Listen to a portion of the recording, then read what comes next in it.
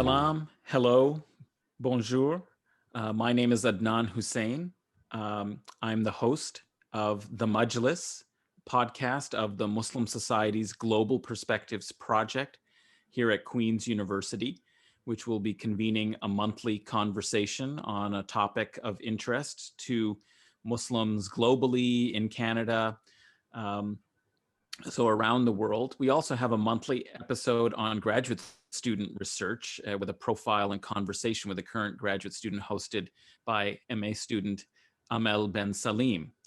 But today we're talking about Palestine on campus and threats to academic freedom and research, and the larger atmosphere of suppressing political speech and advocacy.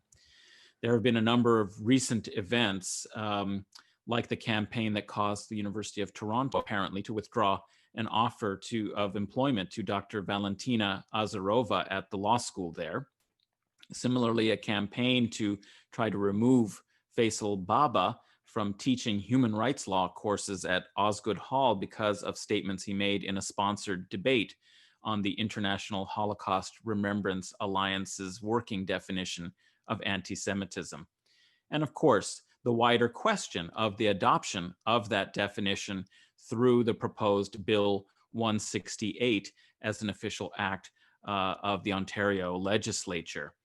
There's breaking news and developments on Bill 168 because it has gone to the Justice Committee for approval, and looks like, if approved there, that it could go to a third reading in this session of the legislature.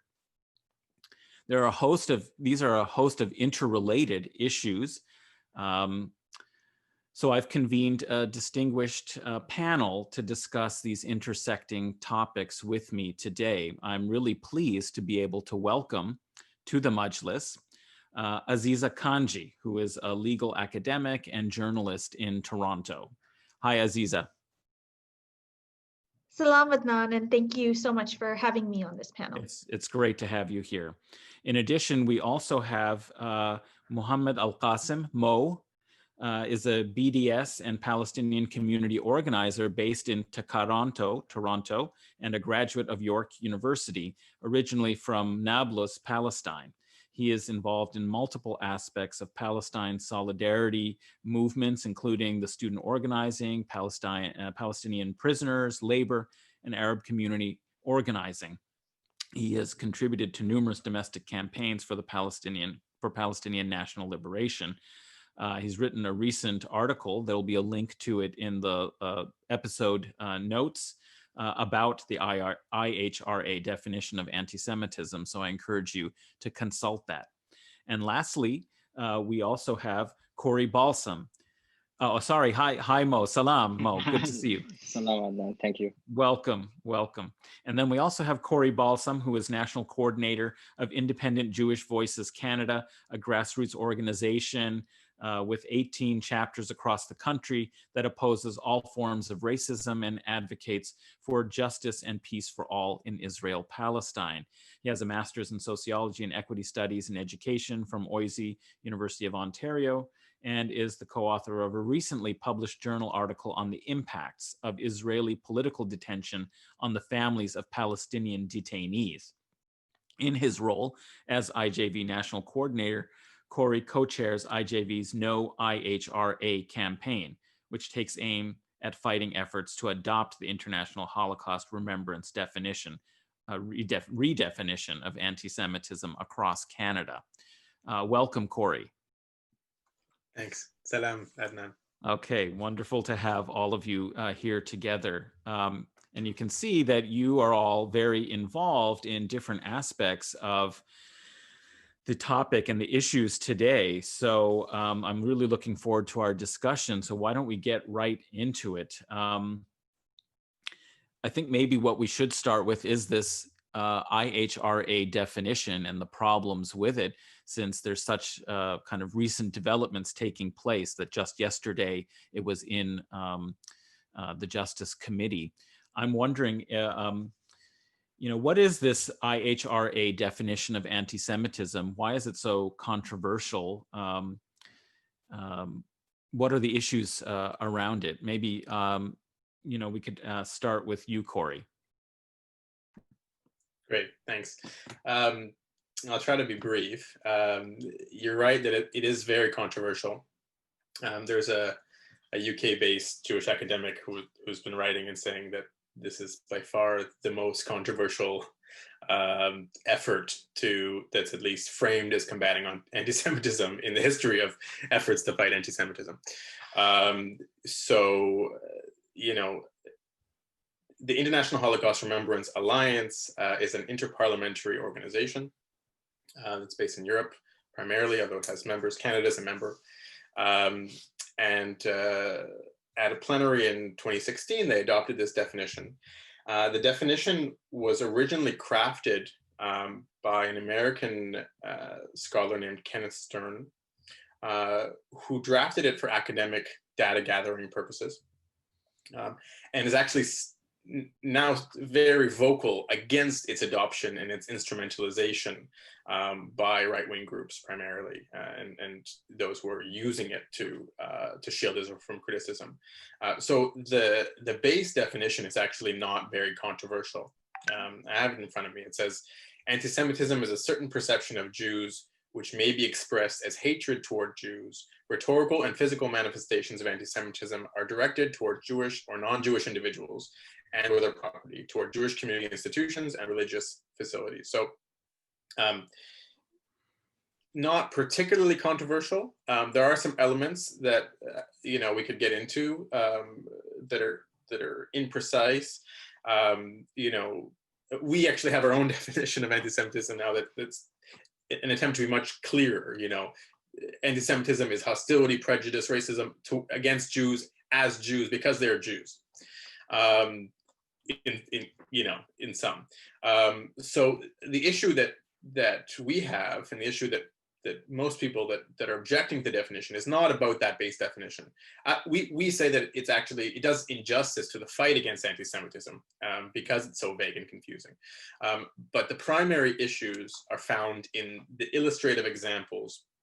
There are 11 examples that are sort of appended to this definition, 7 of which relate directly with Israel and Zionism. So the belief in the creation and maintenance of a state of Israel, and primarily in the sort of frame of having a Jewish majority and maintaining Jewish dominance. So there are a few that are particularly controversial, and if you want, I'll just read a few of those. The main one that is being instrumentalized or weaponized is the one that says denying the Jewish people their right to self-determination, for example, by claiming that the existence of a state of Israel is a racist endeavor. So now, talk of Nakba, so the Palestinian catastrophe, talk of apartheid, talk of ethnic cleansing, talk of Israel as a racist state, okay? That is all being interpreted based on this as anti-Semitism, okay? There's another one about applying double standards to Israel. Whoever determines that. I mean, that's something that's been weaponized, especially against the BDS movement, right? So, just as few examples. I want others to speak as well. Yeah, just to clarify. Yeah. Oh, thanks so much. Just to clarify that latter point about double standards, is the idea behind that, and the way it applies to BDS, the idea that if you're calling for boycott, divestment, and sanctions on Israel in order to advocate for Palestinian, human rights, that you have to be calling for the same for every other violator of some aspect of international law and so forth, and that if you're not, then you are targeting Israel specifically in an anti-Semitic way. Is that basically the logic behind how that is being interpreted? Exactly. Yeah. Okay. Good to clarify. Since I raised that issue, I'm wondering, Mo, maybe you could tell us as a solidarity activist for Palestinian human rights, what issues or problems do you see as somebody advocating on behalf of the cause of Palestine with the way this definition seems to be applied? Yeah, well, just following off from Corey's points, which are extremely precise and accurate, the main issue is the conflation of Judaism or Jewishness with the state of Israel. which in effect, it does conflate anti-Zionism with anti-Semitism, right?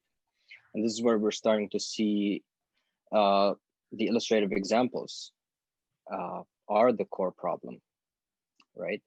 So following off from that, I'm not necessarily authorized to speak on behalf of the BDS movement or the Palestine Solidarity movement as a whole, but at least in my experience there is nothing that we advocate for that is not enshrined in international law or human rights law, right? This is largely the problem that we're facing, is that they are trying to institutionalize this confusion. And we are largely against it, because institutionalizing this definition and the confusion that comes with it will possibly have legal implications on all Palestine solidarity activists, Palestinians, allies as well. And yeah, that's what I would have to say for the core of this issue. Mm-hmm. Yeah, so you want, as somebody who works in political advocacy for Palestinian rights, to be able to distinguish between the policies of and actions of the Israeli government from Jews as a religious and ethnic community, because you want to target what's actually happening as a result of government action and policy, right? Yeah, absolutely. That's what we want ultimately. Yes. And in that regard, Palestine Solidarity activists, BDS activists, we're not necessarily always going around saying, well, what about this country? What about that country? We recognize the human rights violations happening across the board. We don't necessarily have to take on the violations done by every state, right? But we do agree with the core concept of BDS that it could be applied to different countries, to different states that are violating human rights. We don't necessarily always have to go out and say, well, Saudi Arabia is also violating. We understand that. And we completely would agree with any sort of action being taken against a state like Saudi Arabia, for example. Well, I mean, just as an example, this technique of the boycott, sanctions, and divestment really comes from the anti-apartheid struggles in the 70s and 80s. And so it has been applied to other states that were seen as violating in a very dramatic and comprehensive way the rights of another people. So this is adopting those techniques for the cause of Palestine. Well, since the legal dimensions were mentioned a little bit by Mo, I think, Aziza, it would be really interesting to hear from you what you think some of the legal consequences of adopting this in Ontario law, like where it would fit into Ontario law, and what the implications of Bill 168 actually passing, might be. And we might also talk a little bit about the politics of proposing it in the legislature. Others may want to come in on that too, but I thought, especially for the legal dimension, I'd like your opinion and thoughts on that. Certainly. Thanks, Andan. First, I just want to start by saying it's such an honor to be on this panel with you, with Mo and Corey, whose work is such an inspiration and who provide such a pedagogy in effective and sustained resistance. So thank you. Before we get to the legal issues implicated by Bill 168 and other similar initiatives to institutionalize the IHRA definition, I first want to quickly go back to this question of double standards, because I think it really reveals the disingenuousness of this project to institutionalize this conflation of anti-Semitism with criticism of Israel. So on the one hand, boycott is not simply a historical tactic that has also been applied to end apartheid in South Africa. It has also been a tactic that has been advocated for by people facing current regimes of severe oppression, for example, by Rohingya civil society groups advocating for boycott against Myanmar, inspired by the BDS campaign against Palestine. And yet, when we have approached Jewish civil rights advocates in Canada to support this campaign of BDS in solidarity with the Rohingya, who are facing what is internationally recognized, including by Canada, as a genocide. These civil liberties advocates have refused to support it because they say we are against tactics of boycott for obvious reasons, i.e. because they oppose the boycott against Israel.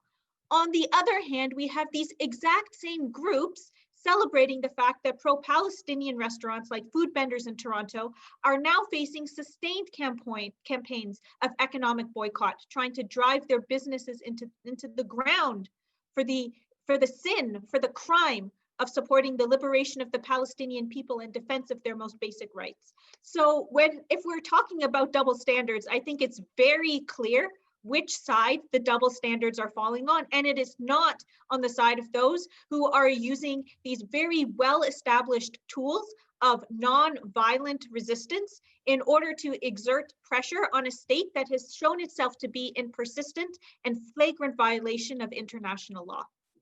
So that's the question of double standards with respect to application of international law.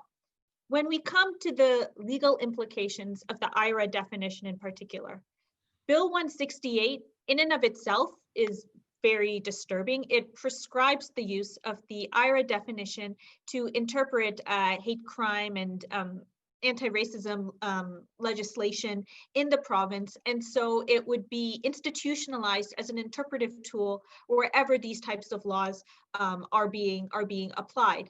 But the danger is even broader than that, because Bill 168 is just one plank of an entire platform of normalizing and institutionalizing and introducing the IHRA definition in so many other forums as well. So in the legal realm, for example, we also have the use of the IHRA definition, which has been cited in a human rights tribunal complaint against Foodbenders Restaurant as the basis for labeling her actions anti-Semitic. She had posted on Twitter a hashtag saying Zionists not welcome, and the complaint alleges that this is anti-Semitic, explicitly citing the IHRA definition. So that's setting a very potentially a very disturbing precedent in the human rights realm. And then throughout all of these other aspects of society, we also have efforts to normalize and introduce the IHRA definition as the standard by which anti-Semitism is judged. So there's a campaign to have social media platforms like Facebook introduce the IHRA definition for their adjudications on what constitutes hate speech that should be removed from their platform. We know that Facebook, and this has also been documented in a recent report from Jewish Voices for Peace, that Facebook is extremely prejudicial in what it decides to remove and what it decides violates community standards. So a recent report based on Freedom of Information requests from Israel found that on the basis of requests from Israel, 27,000 social media posts were removed between 2017 and 2018 alone. And the double standards are obvious when you look at what is being removed. For example, prominent Palestinian American lawyer Noura Erakat had a post removed from Facebook talking about how Israeli soldiers killed her cousin at a checkpoint as he was on his way to a wedding. That was found to violate community standards. The violence of the original killing being compounded by the censorship. What hasn't been found to violate community standards? Posts calling for Gazans to be exterminated with insecticide. And so we already have these double standards of discrimination, which will only be further compounded by these efforts to make the IHRA definition the standard for the censorship occurring not just at the level of government, but in social media platforms, which we are increasingly reliant upon for our activism, for our resistance, particularly in this context of the pandemic. Right. So I think what you're suggesting is that in addition to the legal issues of it being incorporated in human rights law and how that might apply, and you gave an example of how it could apply in the case of the Foodbenders, but that beyond that, it normalizes this as the way to think about racism or prejudice broadly in civil society, with all kinds of deleterious consequences, broadly speaking, that it becomes normalized. Well, that's, since it's adopted by law, this is the right way to think about how to adjudicate a question of whether something is anti-Semitic or not. Yeah, Corey, I think you wanted to comment on that. Yeah, thank you for that. That is Aziza. And it's also an honor to be with you again and with everyone. I just wanted to bring up the online hate consultations of the federal government right now. Trudeau in his throne speech discussed tackling online hate, which is something I think we can all agree is important, because that has been a basis for violent attacks. One thing that I think we should all be concerned about are efforts to push the IHRA definition to be linked with whatever legislation comes out, if any legislation comes out of the federal government on this, and then of course using IHRA as a legal tool to determine what is and isn't anti-Semitic by the federal government, which may or may not try to enforce these things online. So this is just one other area in which this is being used, but I agree in general with this idea that the effort of this around the new anti-Semitism. This isn't talking about the anti-Semitism that is actually a threat right now, which is really on the right. And of course, there is anti-Semitism on the left. There are conspiracy theorists, that blame Jews for everything, and there are people, unfortunately, on the left that have those views. But for the most part, those, at least who I've been in touch with, and I've been involved in this for a long time, Palestine solidarity activists are not generally those people. But yeah, so this idea of a broader discursive shift and just ingraining in people's minds that those who support BDS, those who suggest that Israel is racist, are themselves racist, basically anti-Semitic, which is rather contradictory in my mind. Yeah, interesting points. This isn't really just a theoretical discussion. I think we had some examples that indicated how it already is having certain kind of effect on human rights interpretations and so on. But it also isn't theoretical in the sense that it does look like Bill 168 that adopts it in Ontario as part of the as part of the human rights law of Ontario. Looks like it may come to the legislature for passage as an official law.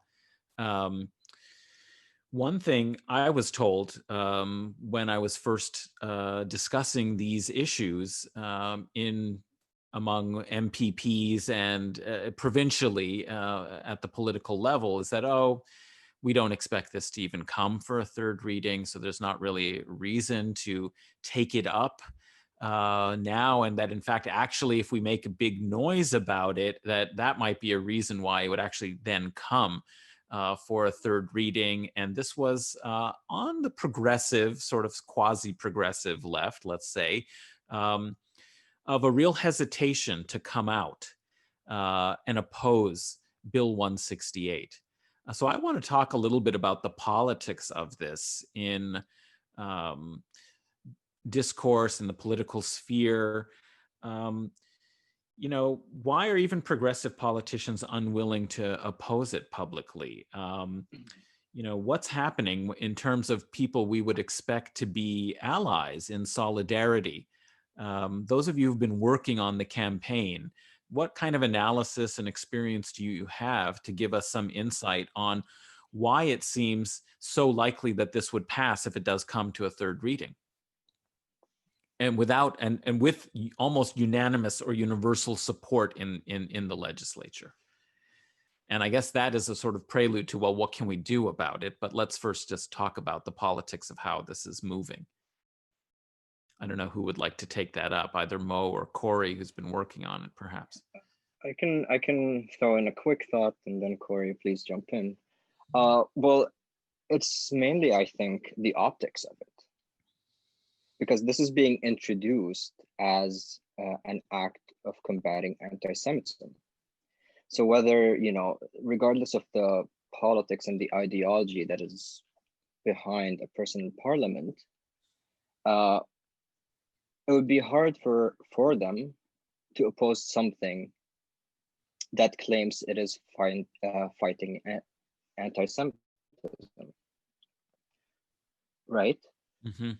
So that's mainly it. And it's also the second part of it, I think, is now we're introducing this idea of definitions, which is a bit odd, because once you start going into what a definition is of racism or discrimination, then it's hard to apply that for any community. I could at least speak as an Arab, a Muslim. My understanding of Islamophobia might not necessarily be agreed upon across the board with the rest of the Muslim community. Indeed, yeah. Yeah. So I think that's the second part of it. Yeah, and I would really love to hear, Corey, what you think. Thanks, Mo. First off, I think, yeah, I mean, the question of definitions is really important, and the politicization of definitions. You know, normally we have a very basic, uncontroversial definition of something, and then of course people have different analyses. And so this has really started this chain of thinking about definitions. And now, of course, you know, proponents of the IHRA definition are saying, okay, we're going to help other groups have their own definitions. I think, you know, for the most part, so that they can legitimize their effort, right? But before I get into the left or the progressives, I think it's important to, you know, to look at this as a tool that's being used primarily by right-wing actors for their own self-interest. So of course, the you know, pro-Israel lobby organizations are mobilized around this. The Ministry of Strategic Affairs in Israel is invested and mobilized in this in a very significant way. But you also have, you know, the right, which sees in this an opportunity to delegitimize progressives and the left in general, which generally support Palestinians, even if, you know, that is left wanting a lot of the time and not very strong. And of course, that's what we saw with in the UK with the efforts to take down Jeremy Corbyn and a very progressive Labour Party on many issues. And this is used. And now, I mean, I think one of the most absurd and ridiculous examples just came out a few days ago. It was announced that it was leaked, the State Department may be officially declaring Amnesty International, Oxfam, and Human Rights Watch anti-Semitic based on the IHRA definition. Okay. You know, but of course, I mean, you know, it might be because they're trying to get the support of evangelicals and the right-wing Jews that support this, but it's also because they want to shut these organizations up about what Trump is doing and what the US is doing, right? So I think it's very useful. And of course, the Ontario Conservatives are quite right-wing in the Canadian context. So I think they see it in a similar way. Now, progressives, of course, you know, don't want to be seen as anti-Semitic. And so that's where it's difficult. And you know, groups like CJ and B'nai B'rith come to them and say, hey, we have this definition. This is what the community is supporting. You know, this is how we're defining our own oppression. You know, can you please adopt this, right? And people say, hey, great, sure. You know, we want to oppose anti-Semitism. We want to be seen as opposing anti-Semitism. You know, so I think there's ignorance on one level of, because that's the other thing about this. It's not clear. You know, when there was a bill before Queen's Park several years ago that was directed at the BDS movement and calling it anti-Semitic in very explicit terms, there was quite a lot of opposition to it. Jagmeet Singh, now the leader of the NDP, spoke out very strongly in favor of making that distinction and not conflating activism regarding Palestinian rights with anti-Semitism.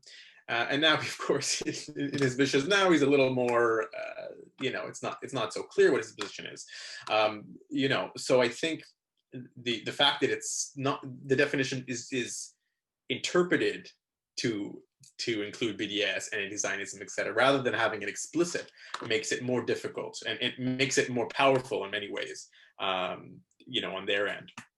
And I just want to also add that progressives this might be because it's Trump that is supporting it, that is advancing it in the US, and there's more of a culture of free speech in the US, but there is much more progressive opposition in the US than we're seeing here, especially amongst Jewish groups. So J Street and Trua, which is a rabbinical human rights organization, they've all been very outspoken, for example, about this, whereas we don't really have that same sort of middle ground between IJV and other groups in Canada that are speaking out. Well, that's why I think it is very important that it not appear, the work that you're doing with IJV, it's very important that it not appear that there is some unanimity on the definition coming from Jewish organizations, because otherwise it would be really impossible to make these arguments effectively. So that's important, the campaign that you're involved with. Aziza, did you want to jump in there? Thanks, Adnan. So first, I think it's worth noting that many of the same organizations who are pushing hardest for the IHRA definition are the very same organizations that have not only objected to definitions of Islamophobia that have been included in Toronto District School Board guides, for example. They not only object to the definition, but they even object to the very word Islamophobia. At the hearings on the M103 hearings on systemic Islamophobia and racism, for example, where most of the report that was produced by the committee ended up being consumed with this question of whether we should even be using the word Islamophobia, because that it was put on the agenda by these very groups that are now saying we need to institutionalize the IHRA definition because this is how we are defining the racism that we experience. And so when it comes to progressive positions and the failure to resist strongly this, this creeping delegitimization of criticism of the atrocities committed by Israel in the name of, or by conflating that with anti-Semitism, I think it's a perfect storm of factors. On the one hand, you have this push for the IHRA definition being represented or being pitched in the name of anti-racism, with progressives anxious to project their own guilt for Canada's historic anti-Semitism onto those who are advocating for Palestinian rights. And so it's revealing, for example, that in Justin Trudeau's apology for Canada turning away a boat of Jewish refugees who are fleeing the Nazi Holocaust, when, let us be clear, Canada knew perfectly well what Hitler's policies were, and yet Canada continued to turn back Jewish refugees. In his apology for this, Trudeau, his one example of contemporary anti-Semitism that he cited was not the rise of right-wing neo-Nazi groups in Canada, it was the BDS movement. And so there's this very concerted effort to project the guilt for European and Canadian and white anti-Semitism onto those who are advocating for the rights of Palestinians. And then on the other side of things, there's the issue that many of the tropes of anti-Muslim and anti-Palestinian racism are themselves also normalized among significant sectors of the left. And so we see how these deeply ingrained ideas about Muslim quote unquote extremism, violence, lack of secularism, misogyny continue to thwart and suppress the growth of sustained and strong solidarity with Arabs and Muslims who are under occupation in Palestine, in Kashmir. And so the combination of these two things, the fact that the IHRA definition is being portrayed as a anti-racist effort that is permitting white Canadians to cleanse their own hands of the guilt of anti-Semitism, combined with the fact that anti-Palestinian and anti-Muslim racism is so normalized even among those who call themselves progressive and the less, even among newspapers like the Toronto Star, which advertise the fact that they are progressive and adhere to social justice positions and yet continue to silence critical discourse on Palestine. this very profound normalization of this racism among the left is, I think, what accounts for a lot of the failure to speak up against the IHRA definition. I think you're right. That's a very really excellent analysis. And one concern that I've had is the way in which this controversy and manufacturing some kind of a controversy through Bill 168 and the IHRA definition really displaces any real focus and discussion on something you were identifying and that Corey also mentioned is the real rise, the vicious, violent rise of right-wing anti-Semitism in Canada, in the United States, in Europe, both East and Western Europe. I mean, we're seeing a real global rise of white nationalism, white supremacy, neo-Nazism, far-right extreme anti-Semitism that also incorporates anti-Muslim, Islamophobia, against anti-Black racism, refugees. And so instead, I think you alluded to a problem that we're, instead of being able to forge solidarity around these issues on a kind of common front against right-wing extremism that is directing and targeting all of these groups together, this sort of possible sense of solidarity and collaboration in struggle is being fragmented here by this. And I think maybe that's partly why, as Corey was suggesting, that's part of the value of this IHRA definition and incorporate it into Ontario law. This is a real issue, it seems to me, is the lack of attention on the far right extremism and anti-Semitism. So, and in any case, but it isn't clearly just a matter of civil society broadly and the legal sphere, but there is a special context of trying to suppress advocacy and research at the campus level. So that's something I wanted to turn to as well. We have a couple of examples of recent cases. So I mentioned them. Faisal Baba of Osgood Law School, he participated in a debate on the IHRA definition.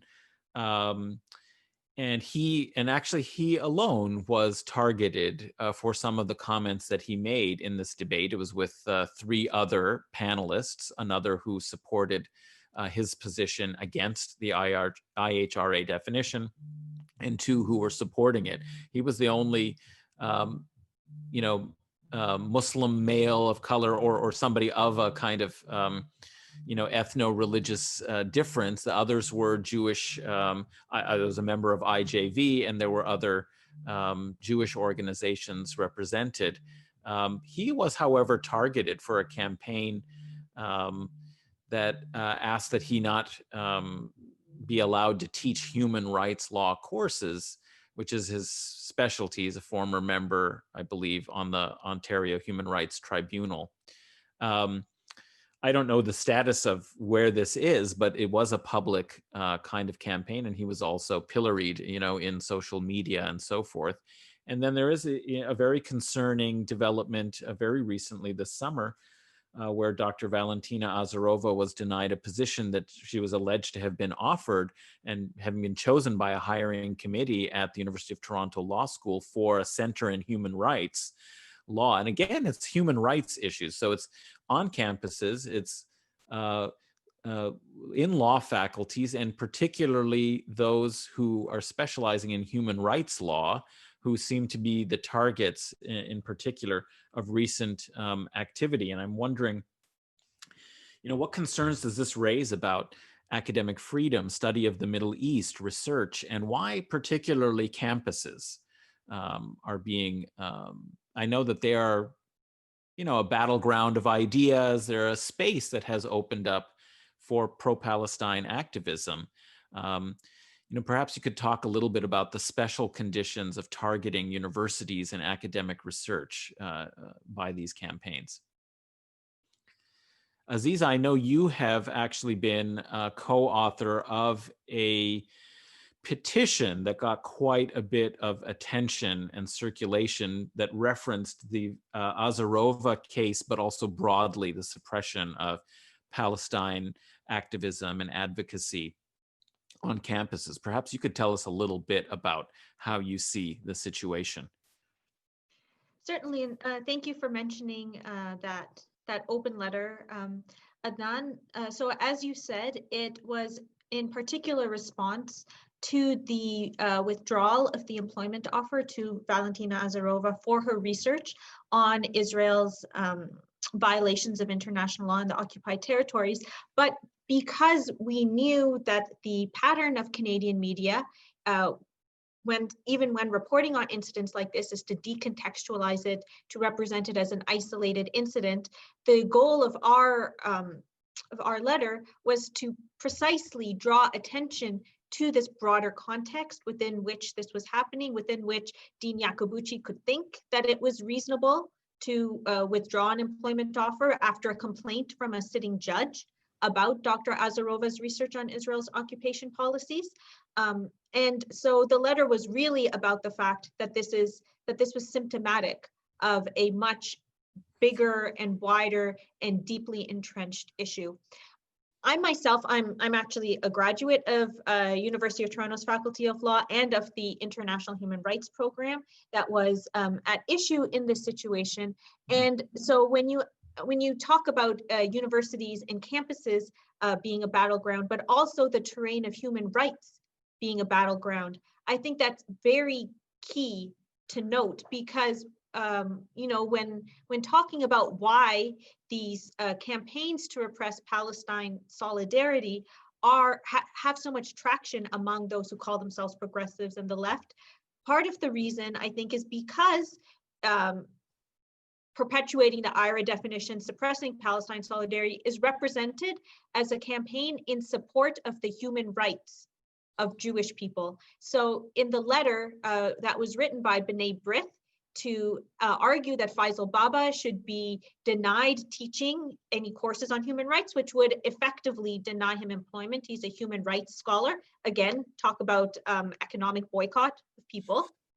But that letter, it said that Jewish people also deserve human rights. And again and again and again, we see how these efforts to suppress advocacy in defense of the most basic rights of Palestinians are themselves framed as campaigns in support of human rights.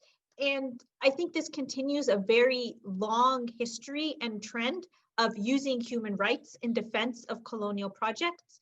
Nicola Perugini and Nev Gordon, in their book, The Human Right to Dominate, point to how the Israeli state has been extremely effective in deploying the discourse as well as the instruments of human rights to represent the occupation as something that's in defense of the human rights of settlers.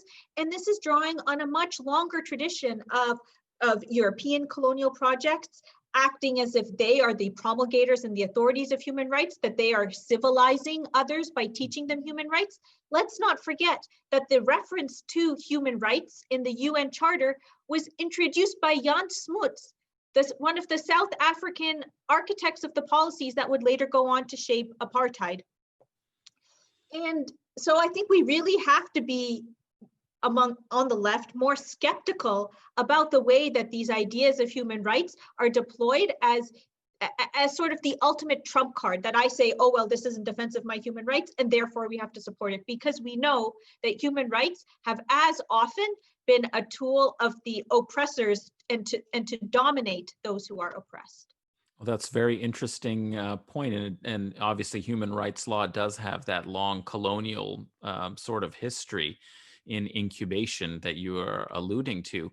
I am concerned, though, that perhaps this is for another future interesting conversation on how one could define the principles of justice and the instruments through which those can be effectively waged by abandoning, if the human rights has been deeply implicated, and if it's just a matter of using them more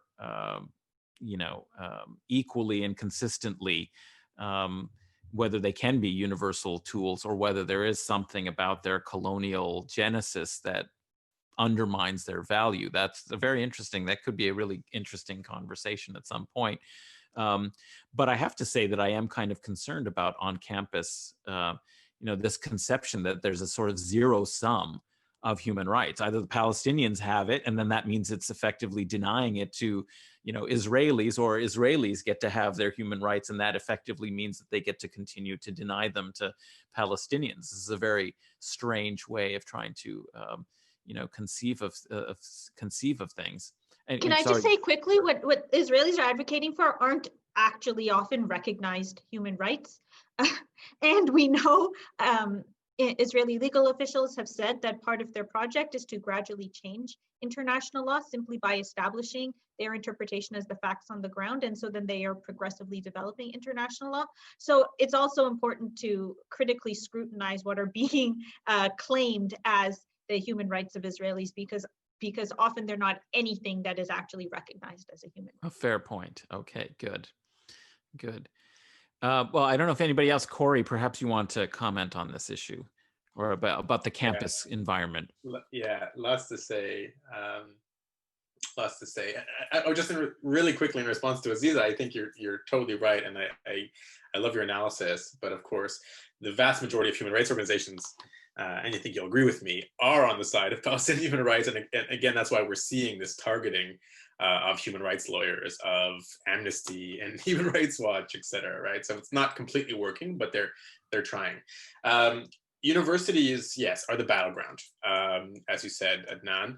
And it's where a lot of the focus has been. I think we need to, this campaign to adopt the IHRA definition in Canada is relatively young.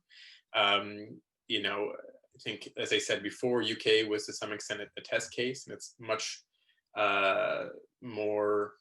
farther along right now.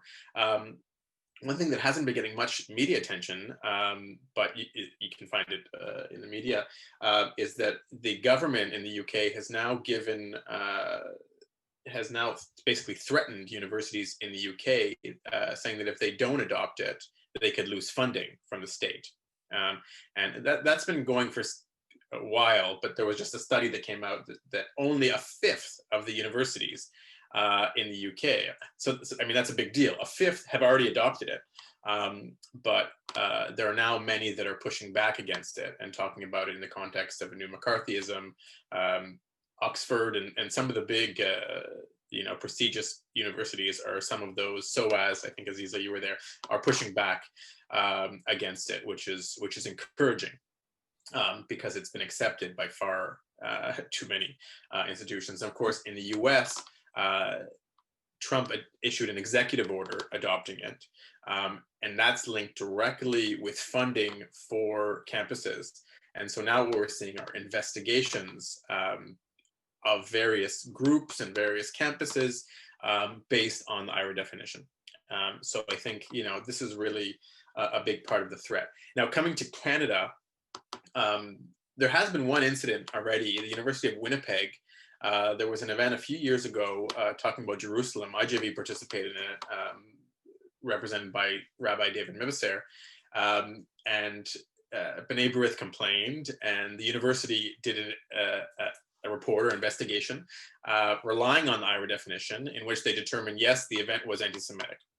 And the examples of anti-Semitism were things like people talking about, a slow genocide, or talking about, Israel's a racist state, and its racist policies, and so the university actually, sort of took the pill and said, yeah, it wasn't an anti-Semitic event. So that's something that really puts a chill, of course.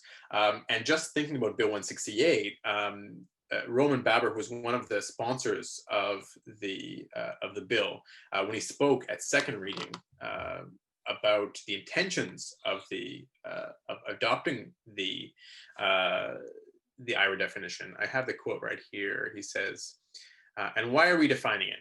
Because we will not accept it. If it's happening at one of Ontario's academic institutions, or it's pushed by a grant recipient or anyone who wants to do business with the government of Ontario, we will know how to define it, and we would not stand for it, right? So I think there's a big risk for academics, for students who want to do research on this, and that's difficult, because it's difficult. Those aren't always super transparent processes. The giving of grants, et cetera, right? So that's something that I think academics should be thinking about more carefully. Whether or not it's adopted in Ontario, of course, it's being adopted by cities already in Canada. And there's a lot of effort being put to pressure administrations to adopt it. Going back to Faisal Baba, I think this is my other big point around this, is that he's faced serious Islamophobic attacks, since that debate and since B'nai B'rith's campaign against him. This is a pattern that we're seeing all over the place, right? This IHRA definition being deployed in a way that is extremely racist against Muslims, against Arabs, against Palestinians.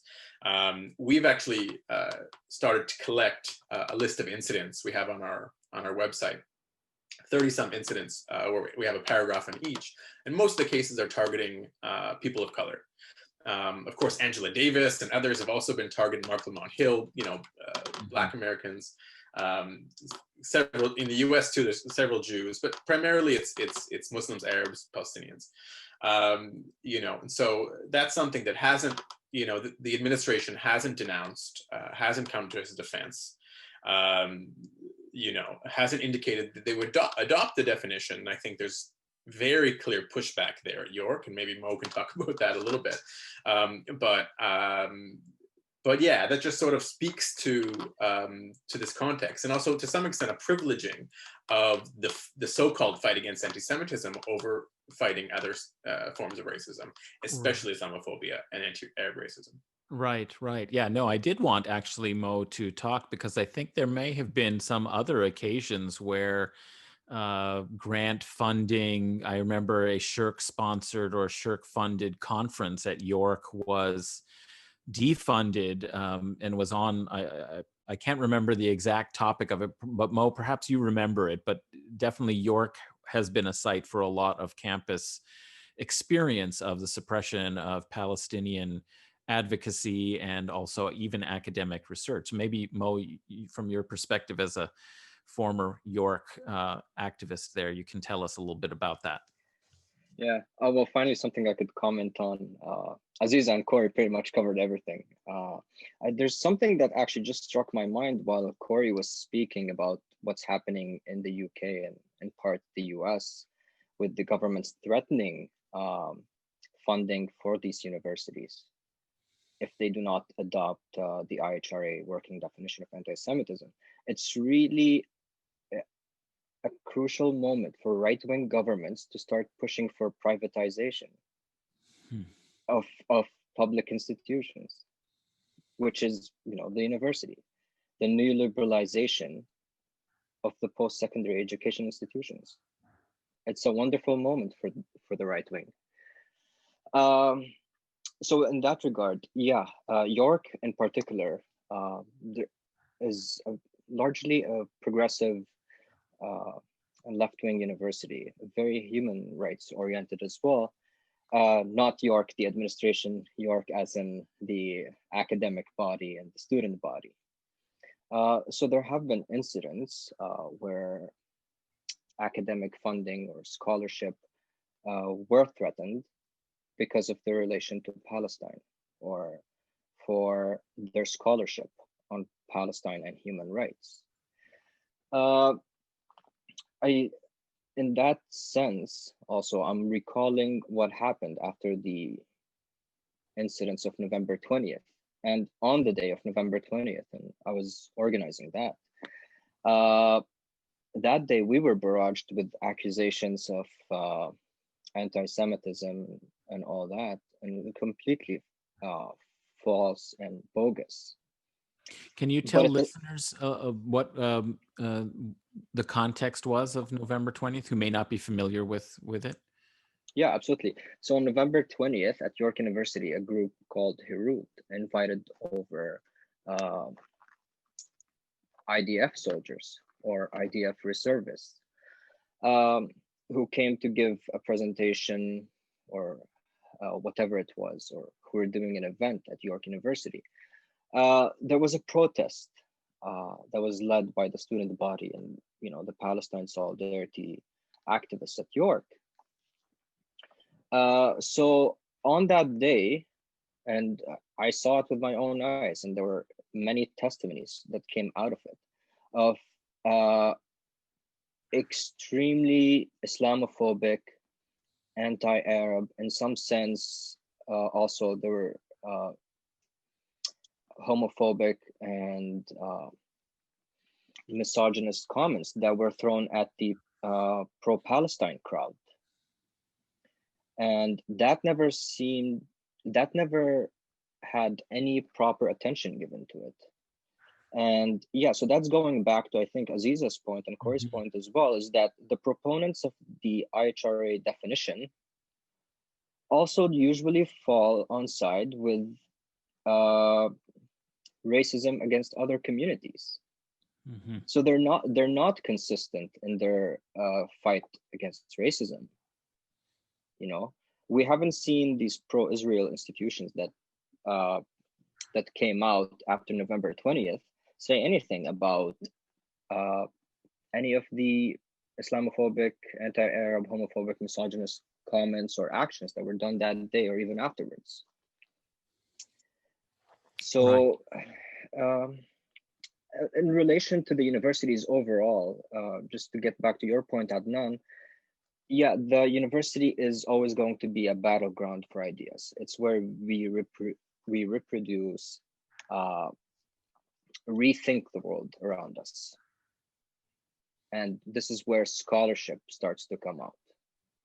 You know, when we're thinking about South Africa, you know, South Africa was mentioned today in the struggle against apartheid there was a strong anti-apartheid movement at York University in relation to South African apartheid. And very similarly today, we're seeing that with apartheid in Israel and the case with the Palestinians. Why they're trying to shut down this scholarship in academia is very important, because they realize that any genuine human rights scholarship and any scholarship on international law will fall with the side of the Palestinians. So they have no other choice, no other strategy but to shut us down. And if you're a student at York University or any other university, and if you're part of these programs and if you're part of the student life, you're most likely not going to really side with apartheid or mass incarceration, right? Or open air prisons, no matter what state does that. So that's on the pro-Israel side. They're always going to try to shut down these sorts of activities. Well, as the director of a project on a campus that seeks to educate the campus and the community about the Middle East, the Islamic world, it is very concerning to see these sorts of interventions taking place in the realm of academic research and political advocacy as a whole being suppressed. But I can say that I think we're very proud to have sponsored a really excellent discussion about these complex issues and their interconnections to civil society, law, the campaigns against racism broadly. And I really appreciate you coming and speaking about it, spending your time. I really am glad that we had this opportunity, and I'm pleased with the contributions on so many different relevant aspects of this. So thank you all very much. I'd like to ask you just at the end how people can follow your work and also get involved with the issues that you've been talking about today. Aziza, where can people learn more about your work or get involved? I don't have a website or Twitter or anything, but I guess a lot of my articles are available on Muckrack, which is a journalist compilation website. I write for Al Jazeera English. I used to be a columnist for the Toronto Star, so all my journalism is available there. But I also want to say one more thing, which I was hoping to be able to say before. Sure. I hope you don't mind me commandeering the opportunity. Absolutely. But so you Adnan mentioned how the fight against anti-Semitism is being untethered from the fight against white supremacy, which includes Islamophobia.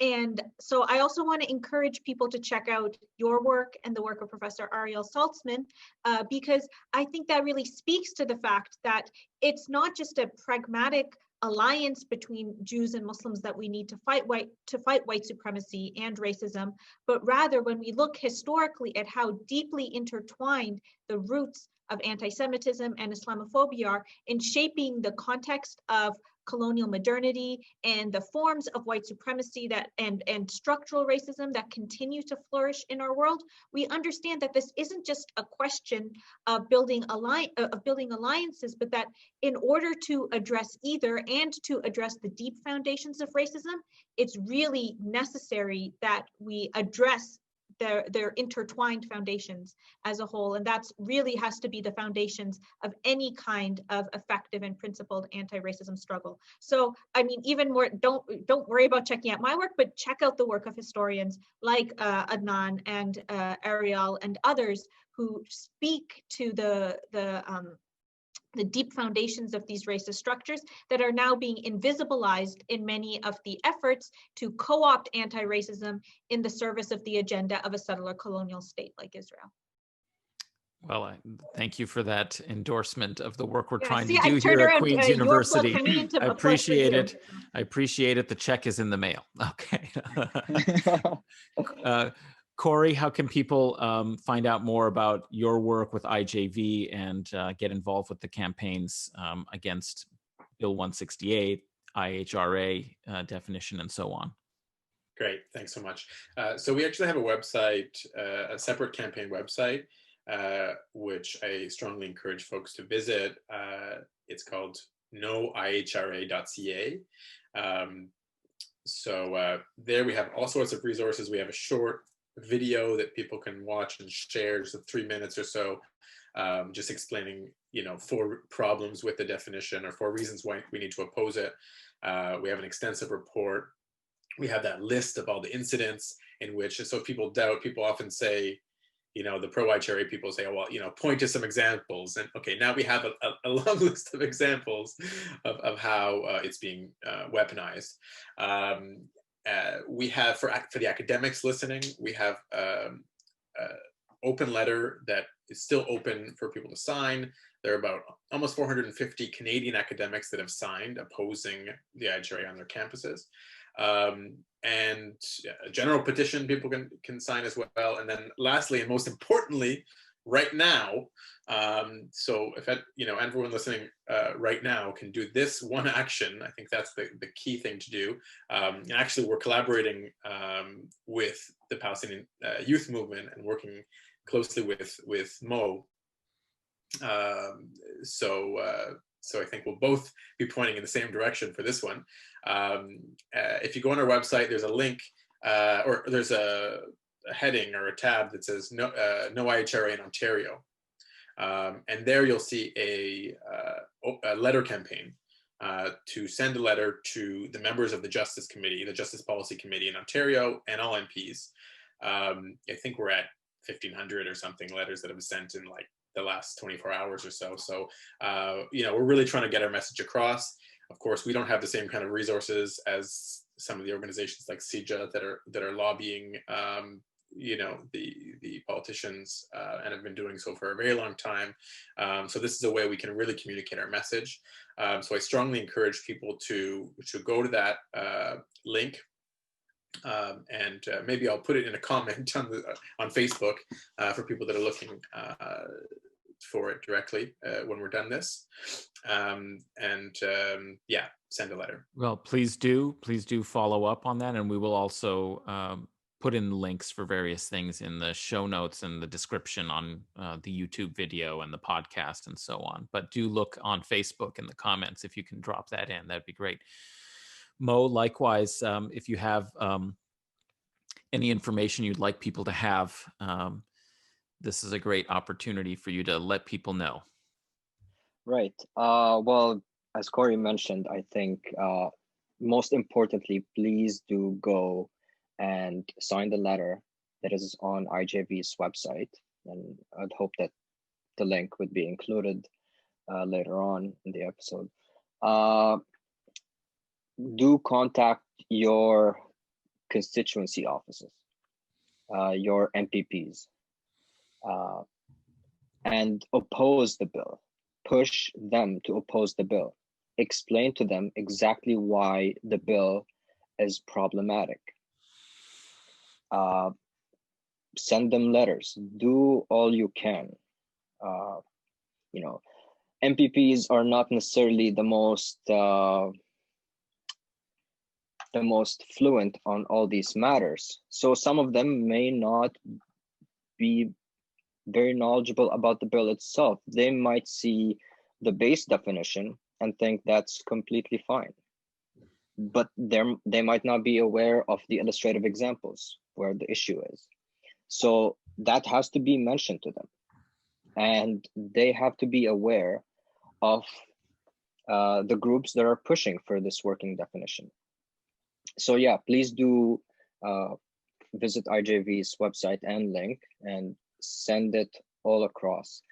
If you are Palestinian or Arab youth in the Greater Toronto area or in anywhere in this country, yeah, by all means, do check out the Palestinian Youth Movement, get in contact with us. We're always happy to do community work. And that's it. Thank you for having me, Adnan. Great. And thank you, Corey so and much. Aziza, for engaging comments. Thanks all of you. It was a really great conversation, and I'm so glad we could bring you together on the Majlis to have a good conversation, a good sitting together to discuss the key issues on this important topic. So again, thank you so much for being with us.